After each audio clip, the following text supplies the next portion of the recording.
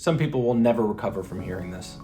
Even if you're a passive NHL fan, then you've heard that NHL star Johnny Gaudreau was tragically killed by an alleged drunk driver in New Jersey, and criminal charges were filed as a result.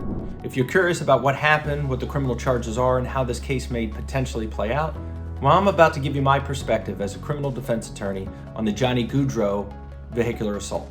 Hi, I'm Daniel M. Rosenberg. I'm a criminal defense attorney and the founding partner of Rosenberg, Perry & Associates. I also played hockey throughout college and law school, both for Drexel and Rutgers, and have a ton of former teammates and friends who are diehard hockey fans who have reached out to me and asked what my thoughts are on the tragic situation surrounding Johnny Gaudreau and his brother.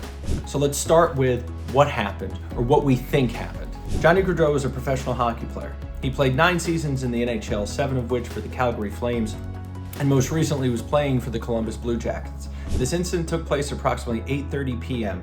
The two brothers were on their bikes taking a bike ride, and they were biking on the side of the road, which means that when vehicles were coming up upon them, they had to move, meaning the vehicles, just slightly over to the left to allow room for the bikers to bike on the road. Now the first vehicle moves over to the left to allow room for the two brothers to operate their bikes on the side of the road.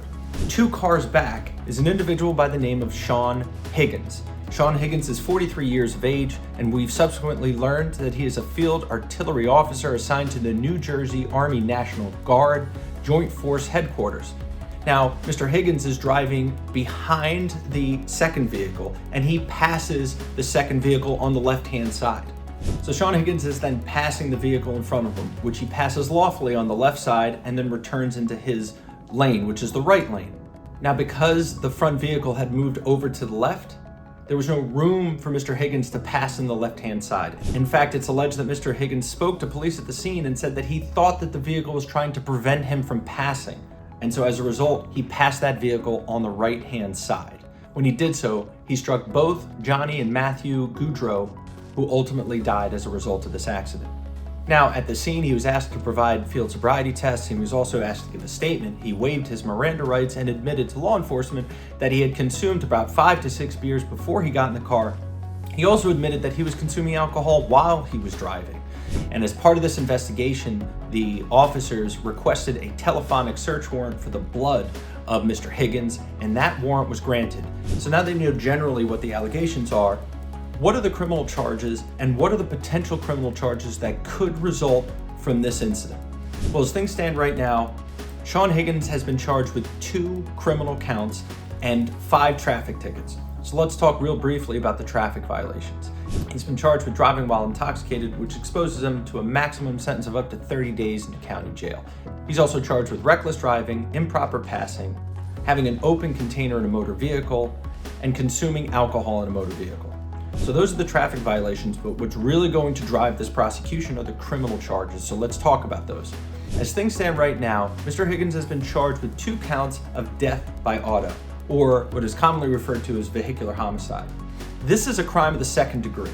That means that Mr. Higgins on both counts is exposed to between 5 and 10 years in New Jersey State Prison, and this also is a NERA, or a No Early Release Act offense, which means that if convicted of either of these offenses, he must serve at least 85% of whatever sentence he is going to receive.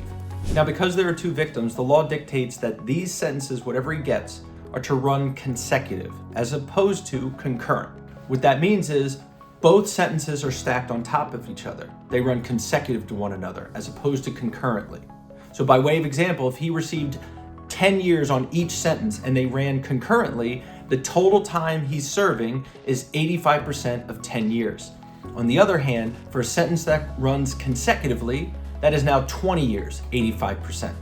So the next thing to consider is whether or not there are going to be any additional criminal charges issued at a later time, and I strongly suspect that there will be.